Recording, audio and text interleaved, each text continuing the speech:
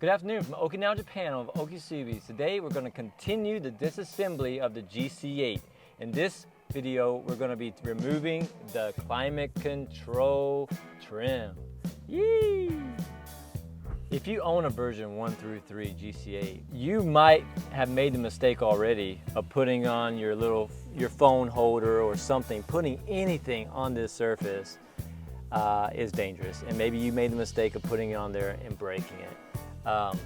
I'm sorry for you guys. For the version 4 through 6s, they have the cubby, and people do the same thing. They put something on the cubby and just snap it off. Like they break the cubby. And the cubby here in Japan costs around 200 bucks, brand new. You can still get them from Subaru.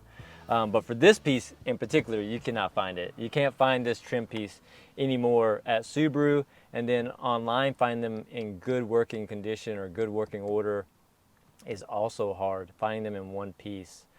And so this one being in one piece is pretty rare. You can see that they had a little bit of some adhesive on it right there, but thankfully this being in 1 through 3, they put their sticky stuff up here on the dash. And so we are very thankful that this one's not broken. So for those who need to remove this, let's say you need to remove it because your climate control has gone bad, or you want to do a deep cleaning. When you're removing your dash, you do not have to remove this piece, so please don't remove this if you are removing your dash. You just need to unplug it from the back of it. But let's say you have to remove it. Okay, there's only 2 screws that hold it in. And those 2 screws are kind of hidden, somewhat hidden. They're right here. They're right here on the bottom, and they're really small. Okay, see you later. It's a Phillips screw. You'd use a Phillips screwdriver to remove it. And they're pretty small. So on the other video, you saw those monstrous screws that held in the center console. These are not it. These are the babies of those if we were going to talk about a family structure. And so this is one of the small screws, and the other one is located above the fan speed. And these 2 are the only screws that hold this in. Now you'd be surprised that it just doesn't fall off, right? Whoa, why isn't it falling off? It's because it's got some hellacious clips holding it on, and these clips are holding on for dear life, and that's why these break so often.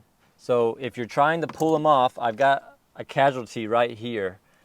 If you're trying to pull them off from the corner thinking, oh, I'm gonna get some good leverage right here and pull this bad boy off, yeah, you'll break it. People try and pull from the bottom too, and they're easily broken. This guy tried to pull them from both corners, and it's just, yeah, it didn't work out well for him. So we'll flip it around and we'll see like where the clips are. And so the sides are where the big clips are, right? On the bottom, it sits flush. There's nothing down at the bottom. It's got these big clips right here on the side, and it's gripping the dash itself. So a piece of fabric. It's almost like if you're walking by a counter or something in your house and your clothes gets caught on it, your shirt gets caught on it. It could pull you to the ground, just stop you dead. It's the same deal. This little hook right there is holding on for dear life on this dash, and there's 2 of them on either side. Okay, so let's say you now know where they're at, right? They're in line, so if you were to put these circles in half, cut these circles in half, it's literally right on the half side. So it'd be right here where you'd be trying to get the clip out. Boom. So we wouldn't use a flathead screwdriver, we would use an interior trim popping tool. And so I'll just slide it right in there and then pop it out, okay? And so guys, forgive me, but because this one's in perfect working order and in perfect mint condition, I'm not gonna remove this one. I'm just showing you where the clips are so that you can remove them yourself at your own risk. So a good rule of thumb or a good tip would be when you're sliding it in to where the clip is, you would push a little bit, and you can kind of there's a little give in that plastic right there, you can see. So when you're pushing in, push a little harder and then pry against the dash, and it will pop out, okay? So then you don't want to get gung-ho and start pulling on it then, because where the actual vents mount, they have these screws, and these screws will get caught on that dash as well. So you want to work the other side too. Get it popped loose. Once it's then popped free, then you can take it and kind of wiggle it and these 2 screws past the dash and then move it to the side and get the other 2 past the dash. And that's how you would remove this interior piece. So a little tip for you, I hope you don't break it when you're trying to remove it. Hopefully you find this video before you try and remove this trim piece, and you know that the big boy clips are right here on the side, right on the sides. That's where you want to pry. But before that, make sure you take the 2 Phillips screws out so that you're not in vain popping these out, because you're going to instantly break it right here.